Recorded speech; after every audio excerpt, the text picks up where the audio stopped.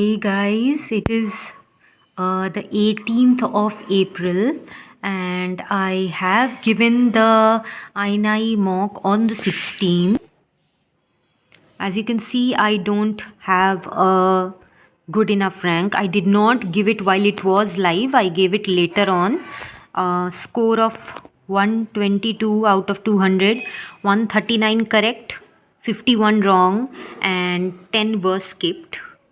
It was a pretty easy exam, guys. I have managed to review the exam since then, and it was not an extremely exam, but the easiest exam until now, I would say. So it should be pretty high scoring for everyone.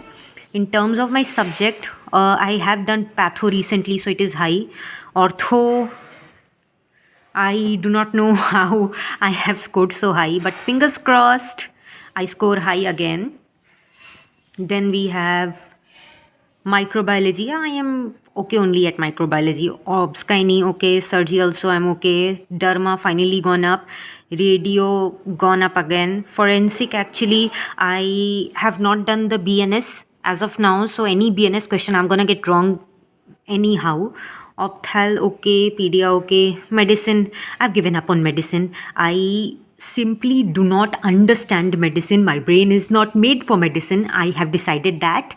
Anesthesia, yeah, anesthesia. See, it's I would say like the time I will spend to improve my anesthesia score, I can spend that time doing some other subject and just actually increasing the score by 3 or 4. Like in anesthesia, if they give suppose 5 questions, three will be easy questions, stuff everybody will know, and two will be questions totally out of the blue that like nobody will know. Somebody who will know, who has read like the main notes of anesthesia or such. So the amount of effort I could put in to improve my anesthesia marks is just not worth the output, I think so I'm not just gonna concentrate on that. Psychiatry, I don't know what's happened, because psychiatry I'm pretty good at psychiatry.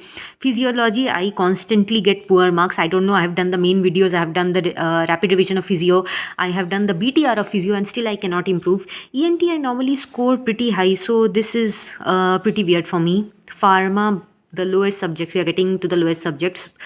Biochemistry, which I knew, anatomy, which I knew, and community medicine, which is a surprise because normally anatomy is my worst subject, anatomy or biochemistry. I have done anatomy and biochemistry from two sources, and yet I cannot improve my score. The only thing which I think is left now is if I get the time, I am gonna do custom modules of anatomy, just specifically anatomy, open it up to everything, a mixed bag thingy, and just solve custom modules if I get time. That's the catchphrase, because I'm already running at a backlog of 86 pages. I did not do anything yesterday because kudos to NBE. Whenever I do something that is related to NBE, I get to know so much about myself. I wasted 3 hours during the during the registration process. First, it would not open up. Second, it opened up, and then there was the ridiculous disability thing. Third, after that, the picture. Oh my God, the picture. I have never had so much problem editing a picture, uploading a picture. It would not accept my face by any means. It would not accept the photo. I don't know what was wrong. It was not capturing my image while it was live. After that like the one, I had to arrange a white background, because honestly speaking, guy who has a white background randomly in their house, nobody's walls are gonna be white unless you have just got a newly made house. And the time it took me to edit the photos, then the beautiful information bulletin they have given. You can wear specs and you cannot wear specs. So I'll put a monocle. I think I'll wear specs on one eye and leave the other eye as B. Like stupid, absolutely waste of time. These people don't know how to like arrange an exam. Also the rounding up of the score, so amazing. Like mathematicians all over the world are fascinated by the people who are running NBE. You round down, you always round down. I mean, it's okay, I guess, that they are considering professional marks over the ages, because like most people will be older than me, and why should that be an advantage for them? That should not be an advantage for them. So yeah, that's that. Returning to this, time taken for answering 2 hours 3 minutes, time taken for reviewing good, okay only, I guess. Okay, and I am stuck at the guessing part. 50%, like I'm getting correct always, and I changed 14 answers, out of which I got 8 correct. I have to review these actually. Like I have reviewed the whole GT, but the answers, I want to specifically see the answers that I have changed, and to modify my mindset during the exam, whether I should be attempting more questions, whether I should be changing answers, or just sticking to my gut. And yeah, so people who do not want to see the question, skip the next 1 minute or so. The very first question for me was this. And this is the problem with my preparation. Like people, I am saying that if I am doing the third reading, this I have definitely seen once somewhere or the other in BTR or BTR test or something, or an END. I mean, I have not done BTR fully, of course, only 3-4 subjects. I have done this image and I do not remember this image at all. I could have gotten this image correct and I did not, I skipped it, of course. After that, I thought it was an allergic reaction. Again, these are conceptual mistakes. What I have seen in this exam, that I made a lot of conceptual mistakes, which like I had read that subject only wrong. That is what is, I think, the difference between people who have done 3 reads and are still getting a massive difference in the score, is that some people are simply concentrating more during the reads. Their minds are not like distracted all the time.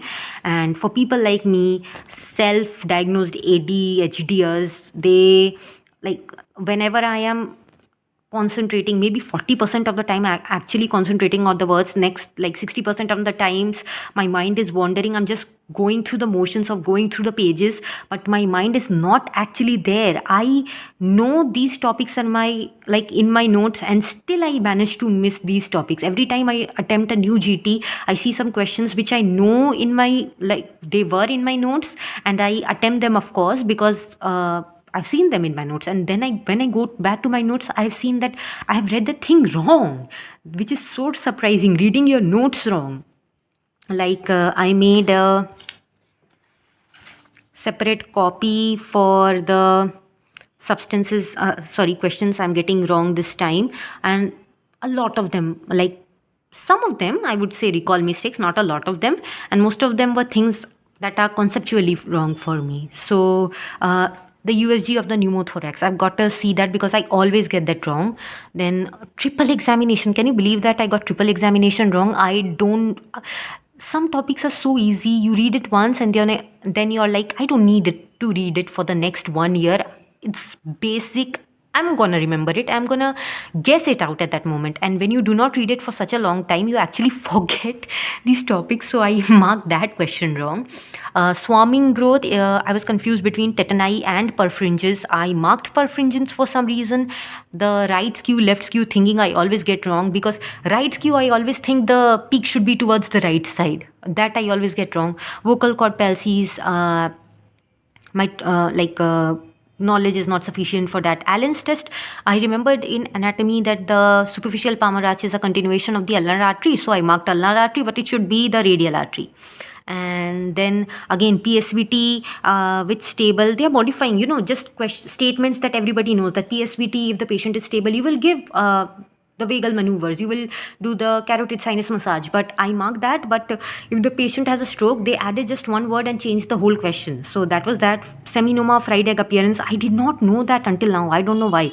Liver and kidney, I had mixed up in my head where the 25 hydroxylation and where the 1 hydroxylation occurs. Cost benefit and the cost effectiveness, it was literally given in the question. I think, I do not remember the question, exact question now, but it was given in the question that like it was framed in such a way that monetary and benefit words were together, but I don't know, I overthought and marked it wrong. Then there was the white cannula. I need to learn that the white cannula is 17 and I need to find out the purple cannula. Guys, if you remember the purple cannula, you write it down, because I always get these two wrong. That is so weird. Why specifically these two I get wrong?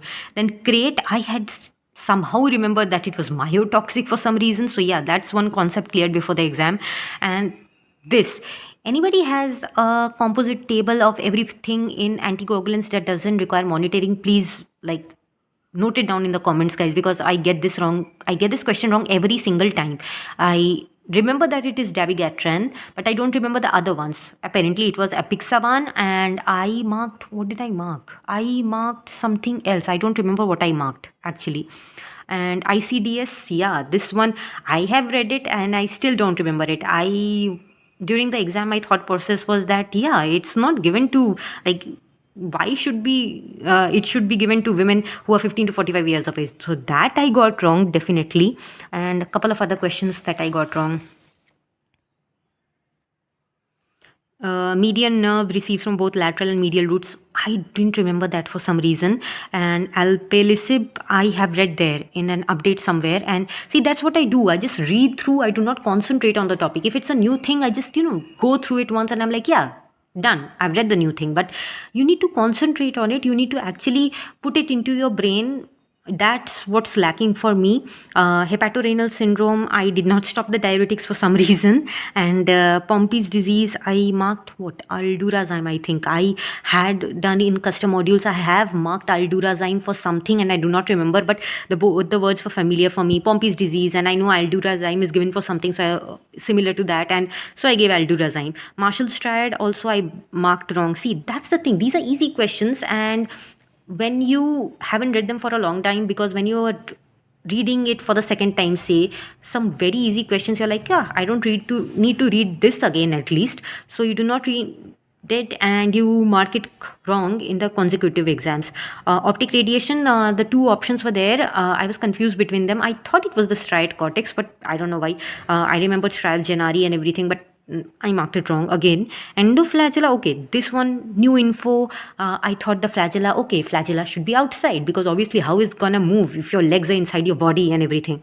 So, okay, again, anybody has a composite list of the competitive versus the non-competitive innovators. I always mark these wrong. I remember only statins. I do not remember the other examples at all.